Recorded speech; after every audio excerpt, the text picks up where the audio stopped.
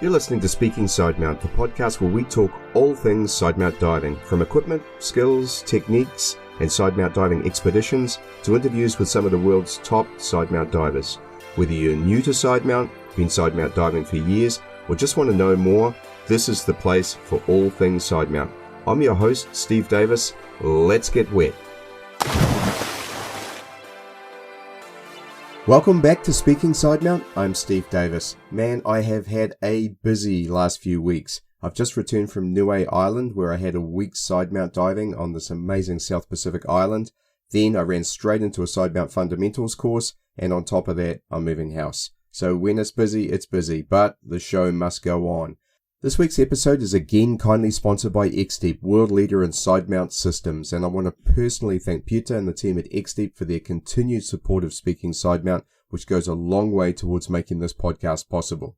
In this week's episode, I have Phillip Lehman of the Dominican Republic Speleological Society, and Phillip is an amazing cave explorer, a really good sidemount diver, and in this episode he shares with us about how he got into sidemount, some of his views on agencies and the role they should play in promoting dive safety, also his views on equipment that he personally uses on his exploration projects, and we talk a lot about videography as well and how he makes the amazing videos that come out of those projects.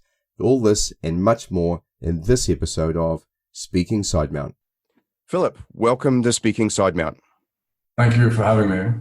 Oh, you're most welcome. Now, look, you've led a really interesting life. I mean, how does a graffiti artist, musician, music producer come to be a cave explorer? Well, actually, it comes down to surfing. I'm a lifelong surfer. Okay. And so as far as graffiti in the 80s, I was like the first one in Europe. So I'm responsible for all the graffiti in Europe, I guess, more or less. I was one of the first ones to start in Europe.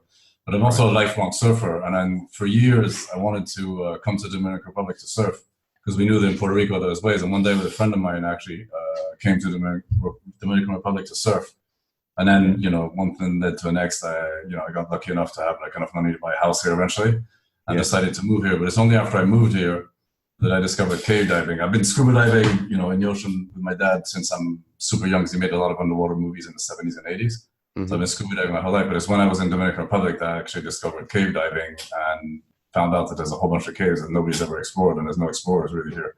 So that's how it all started. Right. And I'm assuming that you kind of passed through sidemount diving as part of this journey to becoming a cave diver and cave explorer. Well, actually, I started out diving backmount in Dominican Republic in 2006. Mm-hmm. I didn't even know what sidemount was. And we found a cave here that the actual dry cave part is too tight to go down with doubles. Right. So we were trying to figure out, at the time, there really wasn't any, YouTube videos at all about sidemount or anything. We had no idea what sidemount was even. So we figured, all right, we're going to go one tank on the back, one tank as the stage, because there's no way to get doubles down the dry cave part. And then one time, a friend of Kim, this guy showed up here one day, and he had it was a Nomad, or it was a Armadillo. So he had an Armadillo side mount thing. And all of a sudden, me and my friend Thomas, who the guys that I was diving with, we saw that and we freaked out. We're like, holy shit, I've never seen. So then we go out, I think they were Nomads at the time. Yeah. And then started diving side mount. We kind of self-taught ourselves, because there was no one really around to teach that at all in Dominican. Actually, there was no one at all at the time. Right. And then about 6 months later, we ended up going to Mexico and meeting Kim. Yep. And I trained with Kim. I mean, as soon as we thought we knew something about sidemount until we went to Mexico, we were like, wow, we really suck. So that's when we decided to continue training. And then I met Kim, and then Kim and I, after a while, went trained with Steve. Yes. I had invented the razor, so we did training with Steve, and then after that I met Patrick, continued training with Patrick. We became really good friends, and basically we've been friends ever since. Right. That's how I came to sidemount, but I started out backmount. But actually the day I discovered sidemount, I was like, yeah, I'm never backmounting ever again. It's completely my I'm exactly the same. And now you dive the X-Deep Stealth, obviously being with Patrick, it's probably compulsory, but tell us a bit about diving the Stealth and how you found that. Well, basically I was diving the razor since day one, and Patrick, way back in the days, invented the Stealth, and he was like, yeah, you should try this. Like, no, I like the razor, I'm going to dive the razor. And one day we made a bet. There was this online, flash mind reader thing where you make a calculation, it always discovers, it always tells you what sign it is before you even think it. Right. Patrick couldn't figure out how it worked, and I actually figured it out. And I was like, listen, we'll make a bet. If ever I lose, you can pick any of my boards in my surfboard collection, but if I win, you give me a Stealth. They're like, yeah, okay, cool. And so he lost, and I won the Stealth, and I was like, trying it on out of the water. I was like, man, I don't like this. It's really tight, because basically it feels really tight and uncomfortable out of the water. Mm-hmm. As soon as I hit the water, I was like, wow, this is the best harness I've ever done. And immediately, switched to that harness. Been diving it ever since. And basically, I've tried like literally all different kinds of harnesses and extensively. Yeah. And in my opinion, the Stealth is like by far the best because it's like a super solid platform. When you put it on, it's super solid. When you add tanks, gear, this and that, it still feels super solid. Yet when you take the tanks off, for example, and you're going into like a tank off restriction or something like that, it feels like super comfortable all the time. So it's really like a super solid platform. Plus I dive the tech version. Yes. And I really like on the wing in the back that there's like a plastic, slide plate, so to speak, basically. So when you're going through restrictions, I think that's an advantage to have that wing because that little plastic part like really makes you slide through restriction. And you can actually feel your way through, rocks and stuff when you're going through something super easy with that, I think. I find the same with wreck diving. Yeah, so you're talking about the flat section at the top that sits between your shoulder blades. No, I agree completely. It's one of the really, really neat features of that harness. Now, tell us a bit about the Dominican Republic. I mean, it looks really beautiful. I guess it has a bit of a reputation for being a little rough, but yeah, tell us a bit about living there. Well, the country is super cool. I really like it. The people here are the most friendly I've ever seen in the world. Mm-hmm. So it is kind of rough. In comparison, Mexico feels like Switzerland. Very everybody walks around, like everybody's strapped, has guns, everything, but like there's really not that much violence day to day. There is a lot of like delinquency and all that in the big cities, but as a general country, it's pretty cool. People are super friendly when you go look for caves, for example. Like all the farmers, all the people are always super helpful. They're always keen on you checking out caves and everything. Yeah. And so it's pretty cool. People are very, very friendly here compared to other countries I've been in. And I guess that's important. And anytime you get out of the big cities, I think things always improve, don't they? Yeah, kind of. In Mexico, not so much. The Mayans, they're very cool. Like we've been diving in Mexico a little bit, but they're very nonchalant. They're not like outwardly friendly. Right. Whereas the Dominican Republic, people are outwardly friendly. So that's pretty cool. And here, looking for caves, there's not one area with more caves than others all over the island. So basically, anywhere you go could potentially be like a gold mine of caves. There's not really any rule as to where to look really for caves. And what we've been finding in the past few years is there's actually like a ton of springs, full-on springs that look like you're in Florida with really cold water. Mm-hmm. There's a lot more of those than traditional, so to speak, caves like you would see in Mexico. Yeah. So that's interesting. In the past few years, we found like tons of springs. We've been finding way more springs than traditional, so to speak, caves, which is pretty cool. You're a founding member of the Dominican Republic Speleological Society, or DRSS. Tell us a bit about that. All right. So basically, a friend of mine, Christian, who's the president of DRSS, Christian Pitaro, we were diving a lot together, and we were really pissed off about all these instructors taking open water clients way too far in caves, like all full on in the cave zone, and nobody would listen to us. And one day we were diving at Chicho in Bellaive. And there's basically about I would say 400-meter traverse until you get to a dry cave, but you're completely in the dark. And then after that, there's a jump on the side, like a full-on like major restriction in single file. And the actual main part of the cave starts there. And we were hanging out we did the traverse and we were hanging out in the dry cave part, checking out the bats. It's full of bats, pretty cool, before doing the jump to go to the other side. And all of a sudden, we see 5 open water divers coming out with an instructor in front of them, full-on restriction. Like way too far in the cave to start with anyway. And on top of that, coming out of restriction. So they came there and I didn't want to alarm anybody. So we were talking, how's everything going? And we escorted them out. And I got really pissed, and Christian as well. So we decided, since we were trying to fight this for a long time on a safety point of view, but nobody would listen to us really. Yep. So we decided to form the DRSS as like an official, try to turn it into an official like safety organization to promote safety in the Dominican Republic. And that's what it turned into. We gave major hell to Patty when they came here. They did their main meeting in the Dominican Republic a long time ago, and I got up on stage and took the mic and said, "This has got to stop," and this and that. And they actually were super responsive, sent emails out to all the agencies here, all the dive centers. Right. The problem in the Dominican Republic is the INTD instructors and full cave people taking people way too far in the caves. So basically, the DRSS is first and foremost an organization to promote cave diving safety. And then obviously like exploration and survey and conservation. But the founding principle of the DRSS basically is promoting cave diving safety all over the Dominican Republic. Look, I love that. And actually, it was a question I had later on for you, because I know you've been an outspoken critic of many dive agencies who abdicate responsibility for regulating dive standards. Let's go a bit deeper into that, because I think it's bullshit that open water divers, their lives, and also the lives of those around them, are risked by taking them into places that they have no right to be in. Cave divers, we're very clear on what the rules are, right? We're all trained in a very specific way, and there's not a lot of variance around the specific rules. So to see that happen, I can understand how angry you guys were. So let's talk about that for a moment. Yeah, so basically the problem in the, so let's say like, you and I, open water divers, we don't know anything about cave diving and it's raining or whatever, there's wind, the ocean's not in optimal condition to dive. We walk into a PADI dive center or INCD or whatever, and you see 5-star, dive center. So you assume it's safe. Like when I walk into the plane on American Airlines, I assume the pilots are safe.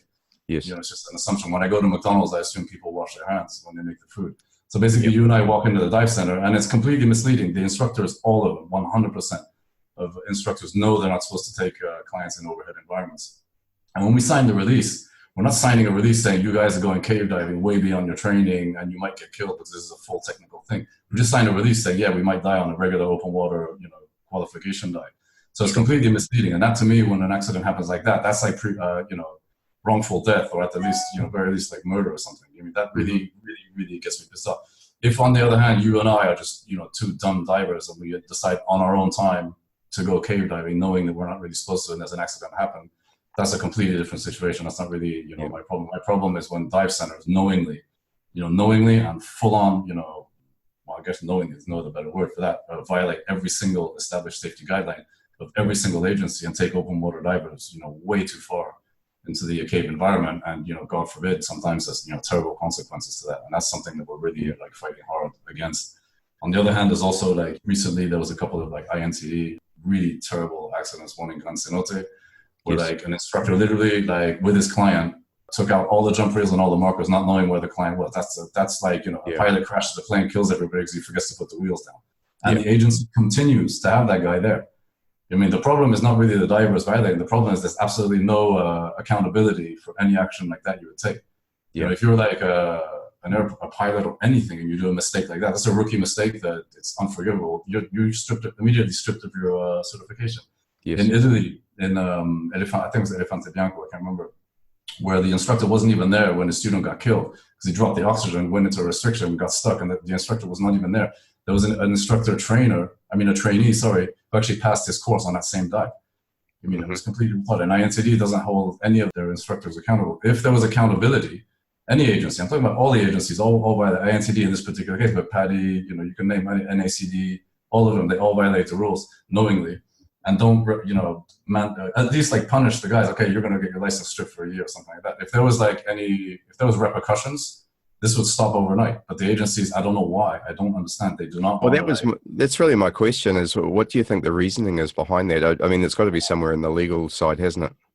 Honestly, I don't know. I mean, I threatened PADI with legal action, saying that I had basically before PADI actually took action, I had like emails going back and forth to PADI saying, yeah, this instructor did this. We're aware that they're taking people in Cuevete, in this place in the Dominican Republic way too far in. So I told them on stage, I said, listen, I have all this email chain. If something happens, God forbid, I'm going to contact the families of the victims. And there's going to be a precedent in court because I have all this email back and forth that you guys were aware that these instructors were doing this, and this. So they kind of like, the vice president of PADI, I think, is a cave diver. I can't remember, it was a long time ago. But basically, the guy actually, it wasn't really because of the email studying, I made a good point. And you're like, you know what, you're absolutely right. And they were super hardcore with all the letter that they sent to all the dive centers in Dominican Republic was much more hardcore than the letter we sent. So it really did a lot of good. And actually, the whole PADI thing kind of went away. There is not really any more problem in Dominican Republic. Now the problem, what I see in Mexico, what I see, in Italy and Dominican Republic is full cave diver instructors and even instructor trainers taking clients, on a full cave dive with the clients not even knowing that. So I don't know why the agencies are not reprimanding these instructors. If I had an agency, I would be super on top of any instructor violates the rule, that's it, you're out. And my agency would have a great reputation of safety and people would trust my agency and would prefer training with my agency or being guided by, divers in my agency because they know it would be super safe. So I don't really understand why, in like INTD's case, which in my opinion is the worst of all, I don't know why they're not taking action against these instructors who violate. It's not like a little violation here and there. I'm talking about like blatant safety violations, like something, that goes way beyond just, a little bit of negligence here and there. I'm talking about like gross negligence to the point of like, endangering people's lives. Yeah. I don't know. I don't understand what is the reasoning behind these people not taking action. I honestly don't know. You would think it would be an advantage, as you said. I mean, I know it happens in other parts of the world, certainly in New Zealand here, the government has taken over a lot of this, which is a double-edged sword for us because it gives us a layer of bureaucracy that is an absolute pain in the ass. But at the same time, what has happened is we all have to be certified with the government now. This is as instructors, what we call our COC, our Certificate of Compliance, where we have to do a medical. all the way through to WorkSafe, which is the authority for governing safety in workplaces. They're responsible for this now. So we have to go through audits. And what the government has basically done is they ignore the dive agencies. The dive agencies don't hold any credence whatsoever in what they're doing. I'm not saying that's a perfect scenario, but certainly the thinking behind it is pretty good. It's really saying, hey, listen, we're going to regulate this. And if there is a problem, in New Zealand, you can't really be sued for things like that. But what does happen is the government prosecutes you, and it can be a criminal prosecution if there's loss of life. So interesting, eh? Thanks for delving into that, because I know that you'd been a critic and I know it was a hot topic for you. And I'm sure it's interesting for those amongst us who are cave divers, cave instructors. And I know in my experience, most of the people I come across are fantastic from the safety point of view in terms of instructors, but there's just a few that really take things the wrong way. And exactly. I mean, having said all that, really, it's exactly like you said, it's the few that really spoil everything for the many. The vast majority of instructors are safety abiding, really good people who would not do that. There's just a few guys that really violate it. I think in the case of Australia and New Zealand, as you mentioned, I think that basically maybe the government sat down and said, the agencies suck so bad in upholding their own safety standards that we have to step in. For example, if the agencies were self-regulating, I don't know, for example, private aircrafts, and they were terrible at safety, it makes sense. In this particular case, it's the same kind of thing. I mean, they're so bad at regulating. The stuff that goes on in the Dominican Republic, you have no idea. It's completely... For example, recently, it was a few years ago, there was a Russian INCD diver that took an open water student, completely open water, on a guided cave dive, 350 meters from the entrance, full cave. So we saw that, we came out, and there was this big argument and everything. And then I contacted Tom Mount directly, sent him the pictures and this and that. And Tom Mount was like, yeah, you shouldn't really get involved. You shouldn't take pictures of our instructors without their knowledge, this and that. And then the response of the INCD Caribbean director here was not to he was like, yeah, we're going to reprimand it, don't worry.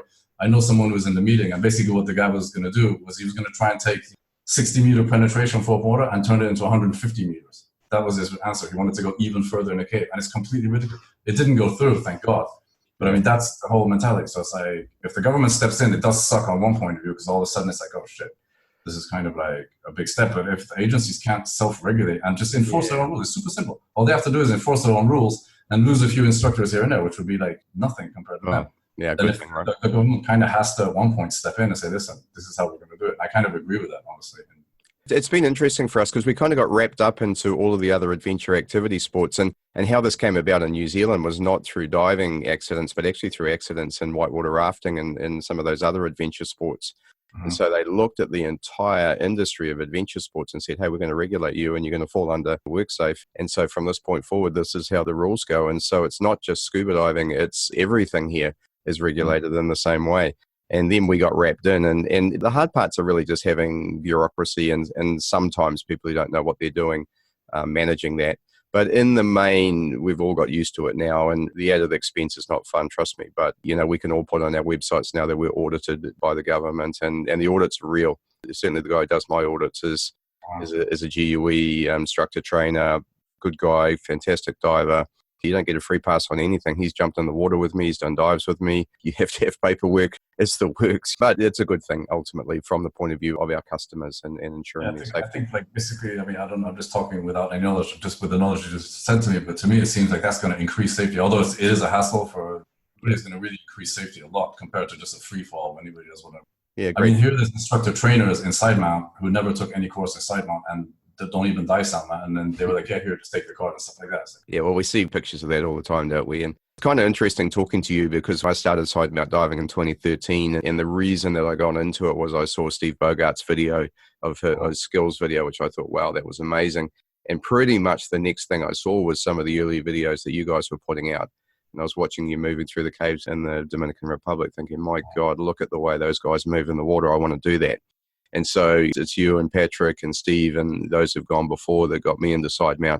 But, I made sure I went to Mexico and got trained well, and I've continued to, take further training over and above that, and put, many hundreds of dives in the water now. So it's interesting to sort of, look at the role models that are around now, and it's easy to pick good Sidemount diving from bad, I think. I practiced hours and hours in the pool. I'm lucky enough to have a pool, but as soon as with Thomas, we had, okay, let's go in the pool and try it out, and we film each other and that stuff. So this is cool, whatever. We spent hundreds of hours in the pool. That's the hardest dive to do because you're only 2 meters underwater. Yep. Maximum 2.5 meters. So anything that, from 0 to 4 is like, in my opinion, the most difficult depth. 100%. But if you could master it in the pool perfectly, it's easy anywhere else. So I did a lot of practice in the pool just to get everything perfect, the tanks and this and that. It's super boring, but ultimately it's really, really good training, I think. I talked to Thomas Micher about, the way that he trains, and he's a drummer, and he kind of likened his attitude to Sidemount training as similar to his attitude to playing the drums, which was you're never going to be a good drummer unless you practice every day. So he applied that same regimen and discipline to Sidemount diving. Is that a similar thing for you? Yeah, I agree. The more you dive, but I mean, it's not just diving and just, I'm going to go dive and I don't care. It's like, actually, okay, today I'm going to practice, I don't know, switching tanks forward or back or whatever, like some kind of skill, and just like really paying attention to how you dive all day. So if you approach every dive, okay, I'm going to be the best I can be. Maybe someone's going to film me or whatever, this and that. Yeah. Then every dive becomes a training dive. So the more you dive, obviously the better you get. And if you have a pool, let's say you live far away from caves, whatever, and you have a pool, boom, go in the pool an hour a day, you're going to improve dramatically. I agree with that. The more you dive, and the more you dive with the mindset of improving your skills, you're going to get like much, much better every day for sure. So I agree with that. Yeah, I agree with the mindset side too. I mean, you can dive mindlessly as well, where you just get in the water and you're not thinking. So if you have a process in mind and specific skills you want to work on, then that makes a big difference versus just jumping in the water and not worrying about that. Yeah, exactly. So we talked a little bit about DRSS. Tell us about the exploration projects that are going on in the Dominican Republic, and then I'm also interested in further afield as well. Well, in the Dominican Republic, so as I said a little bit earlier, as I mentioned, we found a bunch of springs. So springs, in my opinion, are the coolest caves of that. I love springs, but the thing that sucks about springs, as soon as it rains, that's it, they blow out. Yeah. And here in the Dominican Republic, unfortunately, they're very sensitive to rain. So if you have like 2 or 3 days of rain, that's it. For like, 2 weeks at a time, you're not going to be able to dive because there's complete zero viz, basically. Yeah. So one of the main projects we have here, a few years back, we found Nacimiento de Rio Sonador, which is one of the deepest caves in the Dominican Republic. Patrick ended up going down 101 meters and it goes vertical straight down. It's an unbelievably cool spring. Wow. It's the one where we put pictures where it looks like a canyon, basically. So it's only about maybe 7-8 meters wide, but it goes from 0 down 100. It's completely insane looking. So that's a particular project. Actually, we had logistics that day when Patrick pushed that to go to 100 meters. We had no idea it was going to go that deep. This time we're planning logistics down to 150 meters. And actually, if we get that deep, I think it becomes the deepest caves in the Americas, which would be pretty cool. So we're just waiting for like, a break in the rain. That was about 2 years ago. And since then it's been raining nonstop. The season, the rainy season, all that kind of got messed up somehow. And it's been raining a lot when it's not supposed to and vice versa. So it's been really hard to plan. There's another project also, El Toro, with Patrick a few years ago. We came out in another sump way in the back, and it's very, very complicated. And Patrick climbed up. And actually, that was the gnarliest thing I've ever seen, because what Patrick described at first, like, it's a really gentle slope, like 20, 30 degrees. And then when we actually got there, like, because he had dove it, a year before, we got there with the objective of getting out of the water and checking out the other side. He was like, it's not very high up, and it's like a real gentle slope. Like, dude, that's like close to vertical, and it's super high up. It's like 50 or 60 meters up. So I was like, all right, whatever. So Patrick climbed up, and the first sump, when you come out in the dry cave part, is very it's full of clay and really humid, but the rocks all fused together, so it's pretty cool. Yeah. The second one is super dry, and it looks kind of like a quote unquote like recent collapse, and any step you take, everything falls down. Patrick climbed all the way to the top, went down the other side. You'd have to rappel down all the way back down, so we don't know if there's water. Mm-hmm. But basically, when he was on top, he's like, Phillip, move out of the way. I think this is going to collapse. And I was like, fuck. In my mind, I was making up, I don't know how I can get out of this alone, because I had to swim back about 1 kilometer to get to sump 2, and then had to climb over, get back, and then swim another 2.5 kilometers out. I was like, man, that's not going to be cool. Right. But basically, that's a project we have in the back of our mind. That's not rain dependent, because that's kind of like a normal cave, so to speak. It's not a spring. Yeah. So that's another one we're going to do, but we need to really plan that seriously. So that's going to be something that we're going to be doing probably later this year. We have Madagascar actually every year. Mm-hmm. And on the last dive this year, I found, it's kind of it happened last year too, found a massive area of the cave in a really unlikely area, and a bunch of these going exactly in the direction we want in a super unlikely area on the last dive of the trip. So, we're going back next year for sure to continue exploring Antanamba. Mexico, there's a whole bunch of unturned stones there that we have to go explore. There's a lot more stuff going on in Mexico. And then in Dominican Republic, there's a whole new area down south where these guys found a whole bunch of caves we have to explore. I explored one a few years ago in that area. So it's on the Caribbean side.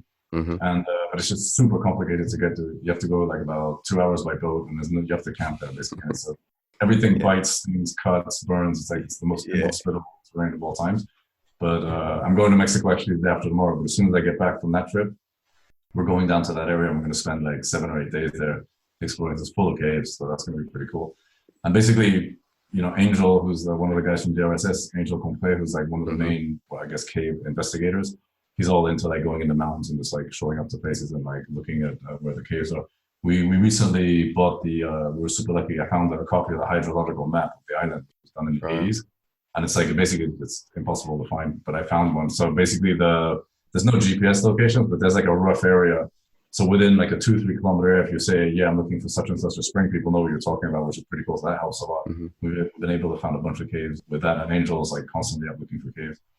And yesterday, actually, we were checking out the cave near Cabarete. There's these, I don't know, these weird country guys, basically, but they actually like will open up entrances to caves where there wasn't one before. And he found another cave and he went down. And unfortunately, there wasn't any water in that one. But supposedly, one of the guys in the area found 3 other caves with water. So we're going to go there tomorrow actually and check that out. And here, basically, in the Dominican Republic, it's all over the place. So it's pretty cool. Yeah. Seems like the island itself is just completely limestone. And just talking that through, the logistics on expeditions such as this must be immense. How do you go about organizing a project? Well, basically, Madagascar is a super hassle because there's nothing there. So we have to bring everything. So basically, it's just, figuring out customs and this and that. Ryan Dart, who's an Australian guy who's basically the logistics guy in Madagascar, was instrumental in organizing all those expeditions. He and I were on the phone. So I can't, for some reason, for the Dominican Republic, you can't call Madagascar direct. So it's nonstop Skype and this and that. It's like a super hassle and it doesn't really work that well there. But basically, we had to bring everything there. And when we're there now, every time, like, to go fill tanks takes like a whole day and a half because you have to go drive really far and everything. Because where Anjanamba is, we don't have a compressor. We have a compressor down in the national park, which is really far away from there. So logistically, you have to bring everything and just basically forget about everything, you're used to. There's no electricity there, so we have generators to charge the lights and stuff like that. Yeah. And basically, you have to plan everything accordingly because the scooters take a while to plan to charge. So everything is like you have to plan gasoline for the generator, this and that. But it's super fun. On the other hand, it's super rewarding. But every dive really has to count. So I'm not saying we have to take risks, but like the day before, like the last dive, we didn't find anything on like a really big dive, and I was really like disappointed. So that's why I went the last day. But organizing it is pretty cool. We went to Tanzania with Patrick as well a few years ago, and they're the same thing. Like we had to organize it. There's nothing there. That's where the stealth really shines. It doesn't matter what we had, like really shitty tanks, all different weird sizes. And it doesn't matter. You can throw on like a steel. It really doesn't matter. Any tank works. And like in Tanzania, we had all like super weird sized tanks. The first trip we did to Madagascar, we had like super weird aluminum tanks, like really fat, like just super strange, like completely weird, completely off balance. But with the stealth, it really doesn't matter. Yeah. So that's another like super nice quality of that harness. I don't know. You just have to. I'm super used to going places where there's nothing there really, so I'm kind of like used to it. Yeah. But you just have to forget about being on time. Like forget it. You have to deal with Sherpas like being late and that. Interestingly, in Madagascar, these are the best Sherpas in the world. The guys are always on time. It's always us so late. Those guys are always on time. And I've never seen people carry so much stuff. Like I tell the guy, listen, carry less. Like, no, it's cool. I got 2 bags, 2 tanks, whatever. But the guys are like relentless there. It's pretty cool. And they're super like motivated all the time to find new caves and stuff. So that's pretty cool. I watched Spirits of the Cave too again this morning before talking to you. Man, I'm still laughing at that regulator stunt in the opening. It's a great video. Now, tell us a bit about your video production because, I mean, you certainly have your own style and I just love watching them. I mean, not only is the cave diving aspects there, but a lot of the above water aspects. I mean, tell us a bit about that. I'm going to start from the beginning. So a long time ago when we first started going to Mexico, at one point Kim was like, yeah, I have this guy, this friend of mine, Pietro, who could film. So I was like, yeah, cool, let's film. So we started filming, the vacation videos. I mean, really professionally done because Pietro was like super pro. And then at one point we're in Mayan blue and I turned on like a really powerful light for the first time ever. I had no idea. And I turned it on. I was like, holy shit, okay, that's it. We're going to produce videos from now on. So we started there. So Pietro was always the guy filming, doing everything. And I was doing lighting and kind of directing because I had like a specific idea of like how I wanted the films to be. Yeah. And then Pietro, unfortunately, like, he got married, he had kids. So he had to like move from Playa. And I was like, shit, there's no one there to film. So I was like, all right, whatever. So I'm going to learn how to film. So Pietro taught me how to film.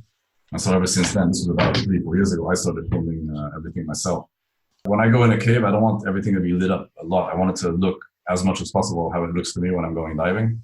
Yes. So that's why, like, it's not like super bright and it's kind of like a little bit dark. And that's kind of what you see when you're diving. I don't really like videos or pictures where everything's super overlit because it kind of like kills the whole, like, aesthetics of the cave, in my opinion. Yep. So basically, we just go dive and, normally it happens all like in 1 or 2 dives if everything goes well. And it's basically, I'm always diving with like the same guys more or less, and everybody kind of knows where to put the lights and what to do and this and that. advice to anybody, just put the lights and make it look cool. And if it looks cool, not too much light, but like the right amount, just shine the light wherever the cave looks cool. And whatever you're going to do it. Don't hesitate. If you're going to do something, do it. And, if it looks good, cool. If it doesn't look good, but you don't hesitate, it'll still look pretty good. But if you start hesitating and moving the lights, it's going to look like shit.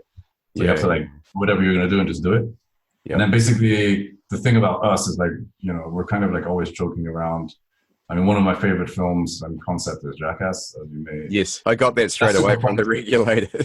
So basically, like if you see like a slapstick comedy movie, it's not really funny. But if you're actually like waiting for the bus and someone wipes out the banana peel for real, that's actually really funny. So that's the whole concept. So always joking around and stuff. And I want the videos that I really represent how it is to go on a trip. We're not all super serious and anything. Like we're on having a vacation with a bunch of friends and just hanging out, surfing, having fun. Obviously, when we dive, we're super serious, like safety wise and all that. But the jokes go on until we're under the water, and like we do scooter races where Patrick pushes me, I wipe out the wall, and it's like there's no safety issue. But it's just like we're joking around and having fun. And in my opinion, if you're not having fun, why even go dive? So I'm trying to portray it as much as possible in the films. What sort of camera are you using? Underwater, I use the Panasonic GH5. Yep. And prior to that, we were using on most of the stuff that we shot with Pieto was a Canon 5D Mark III. Right. With a 16-35 lens. It's a really, really good lens, really versatile. It's an expensive lens, but it really works well. And then I was also shooting a lot with a 5D Mark IV, which I think is the camera that films the best, although the housing is really big, which is a super advantage underwater, but a super disadvantage above water. The bigger the housing underwater, the more stable it is. And easier to ground, honestly. But outside, it's a real hassle. Like, it's really a lot of gear and like kind of need like a big case on it. The GH5 films amazingly well. It's pretty complicated to use, but it's a really, really good camera, and it's super small. It's like half the size of the 5D setup, and that's what we use for the cave. So it's really cool because the camera is super, super stabilized. It's really, it really works well for diving. But since it's so small, it kind of like it's not like a super stable platform, but like it moves around really nicely with the housing anyway, and then the stabilization. It has in-body stabilization and also lens stabilization, and it's all mechanical. I turn on only the mechanical part. I don't use the software one, and it works really, really well. And what lights are you using? We're using Big Blue. Yep. So the video lights, we're using Big Blue, and then the exploration lights, all Light Monkey. Light Monkey is hands down the best exploration lights in the story, in my opinion. Yep. And then Big Blue for video lights, really good. Like the color is like super consistent between lights. It's always the same. Super bright, and they're unbelievably convenient to use. They're really small, like all self-contained. I really don't take care of the lights at all. Like I throw them on the ground, I don't really care at all. And not one is like, I mean, they're full of stuff. Like that, 1 in 50 dives, I'll clean the grooves maybe. I should do it way more miss after, but I really don't take care of them at all. And not one has ever failed, and I've been using them for a long time. Yeah. And basically they're cordless, which is really cool. And they burn for a really long time. For example, last year in Madagascar, like an idiot, I forgot the chargers for the Big Blues. And we were able, 3 years ago, not last year, the year before that. And we did like 3 video dives in Manazamanga and 2 photo shoots. And literally like I've probably got like 4 hours out of the lights without charging them, and it was super bright. They actually burn for longer than what they're rated for. These were the 30,000s. What are you using for video editing? I use Final Cut Pro. Mm-hmm. I think it's the best. I used a lot. I used to use Adobe Premiere, but I don't like the interface. I think Final Cut does exactly that. I mean, they all do the same thing. Basically, it's just a question of like workflow and interface. And I think Final Cut's way more fun and kind of more straightforward to use. Right. In the end, it's all the same, but I just don't like the interface of Adobe Premiere. I'm like a Mac guy, so very kind of PC like. So I prefer Final Cut Pro. A friend of mine uses DaVinci Resolve. Yes, and that's actually a really, really cool interface too. I think it's more like Final Cut like. It's kind of actually in between both. Yeah, but it's also really cool. So okay, we're talking about someone who's trying to get into video underwater. What sort of advice would you give them? I would advise you to get the best camera you can afford. Yep. Really, like, even if you're spending a little bit too much money, because I can guarantee you, if you get into video 6 months down the line, you're like, oh shit, I should have bought a better camera. Yeah, I mean, it's something you really enjoy. Like, you're gonna get into it. For example, buy the best camera you can afford, and spend more money on lenses than on the camera. But lenses really make like most of the difference. I would really recommend like Nauticam as housings, and I'm not sponsored by Nauticam in any way, but in my opinion, they are super like bulletproof. Right. I mean, they're really super high quality. I mean, again, the housings I never really maintained either. Never had one fail. I had the electronics fail, the electronic vacuum system fail. It doesn't matter because I had a manual system also on it, so it doesn't really matter. Get the best camera you can afford. Mm-hmm. I mean, get big memory chips and everything like that, and then like just go in the water and film how you think it looks good. Yeah. You know what I mean? Don't start filming trying to please everybody. Like if you have an eye for, first of all, like if you enjoy filming, just go film and enjoy yourself, and it's gonna look cool. I think. You know what I mean? Yeah. So Yeah. don't try and film and like try and please everybody. If you have a specific idea, do your idea and like, edit it. Don't try and like, I mean, if your friends say, yeah, if a diver who's there going to, yeah, it would be cool to do that, then take advice, obviously, but just don't try and like edit, like trying to please everybody. Just stick to your idea and really like pursue your idea 100% and see how it turns out. And basically like the whole thing about video is like, don't really worry about it. Just put divers with lights, explain them, put the lights like this, do that. There's only one rule, never shine the lights at the camera directly. Yes.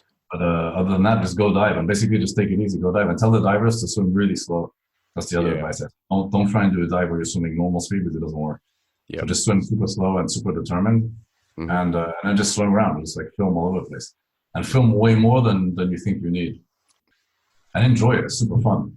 Yeah. And then one advice Pietro gave me, which is like golden, is don't get stuck on the viewfinder. Like kind of look at the scene you're filming. So basically, look at the viewfinder. Obviously, you have it focused, this and that, the f-stop, whatever. Then once you start recording, if it's a wide angle, I mean, you'd really have to move the camera like a foot or two to get out of frame or something. So if you're not really moving the camera, like don't get glued to the viewfinder. Kind of look at the scene you're shooting as well. Don't look at the camera, and it really makes a difference in the kind of angles you get and all that. That's a super solid piece of advice I think that Pietro gave me. Brilliant. I hope we see many more videos, and I'm going to try and put some of that into my own video work. So thank you very much. As you know, I interviewed Patrick a couple of episodes back. It was fantastic. I mean, we talked about the X-Deep Stealth first and then Madagascar. Tell us about your diving partnership with Patrick, and I think the importance of the word partnership in terms of cave exploration. Yeah, like Patrick and I are just super good friends, and we really like get along really good in any situation. Like basically, there's no like I adapt to any situation. Patrick also, there's never any hassle at all. And it's like, yeah, let's go dive. Okay, cool. Let's go tomorrow morning at 10. We end up going at 3 in the afternoon, coming out in the middle of the night. It really doesn't matter. And basically, in my opinion, Patrick's the best. And he really taught me pretty much everything I know. In the beginning, I learned from Steve, but then like I really took it a step further with Patrick. Yeah. And basically, it's exactly the same as like, two mates going to surf and going to explore the world surfing, except we're going diving. It's exactly the same as that. So we just hang out, go diving. If there's caves, cool. If there's not caves, let's go surf and whatever. And it's just like super like, a relaxed atmosphere always. And basically, obviously we want to explore as much as possible. So a lot of times we dive together. A lot of times we split up and go dive. But like if we split up and I don't find anything, I'm like really hoping I really hope Patrick finds something. Competition. Like, I want to be the one putting line. No, it doesn't matter. Yeah. It's just basically having a good time and having fun. Super simple, and there's no, we're super serious explorers. Like I don't take myself seriously at all. I mean, I'm serious when I dive. I don't mess around. I'm not going to do anything dangerous, but I'm not like, I'm a super serious explorer. It's not. I'm just some guy having fun diving with my friends. And the only two things I really like is surfing and cave exploring.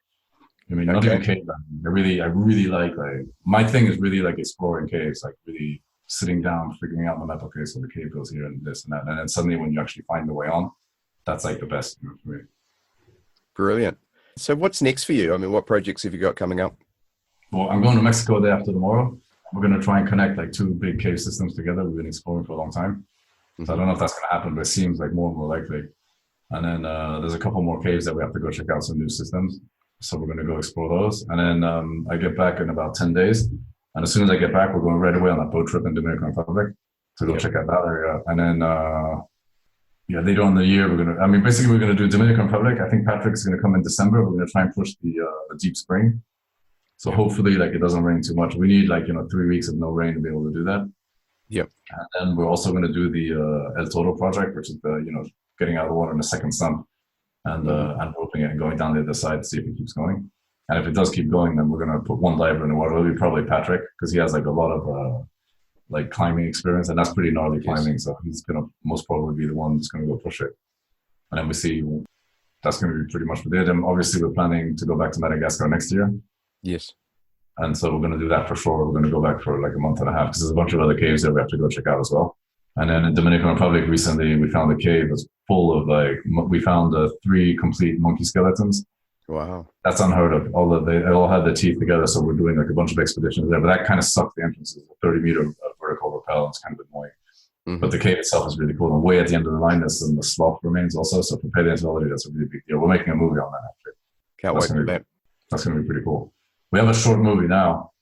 But we're gonna make something much longer and much more complete with we're gonna have like the paleontologist talking about the significance of the finds and that, because basically it's unprecedented in paleontology. We found like 3 old world monkeys complete with all the teeth together, so it's pretty cool. Amazing.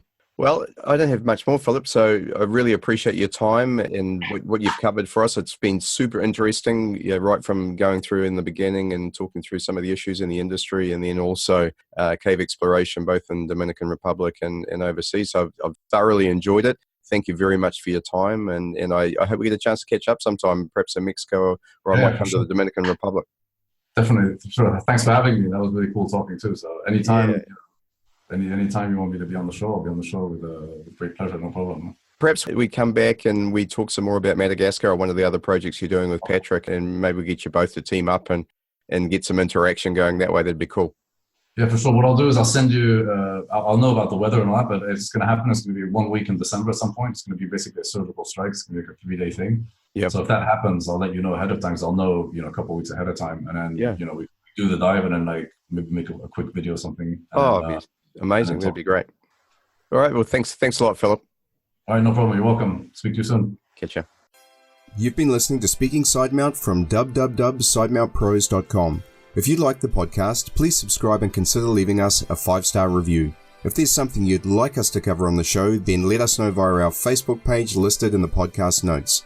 Thanks again, and we look forward to you joining us on our next episode of Speaking Sidemount.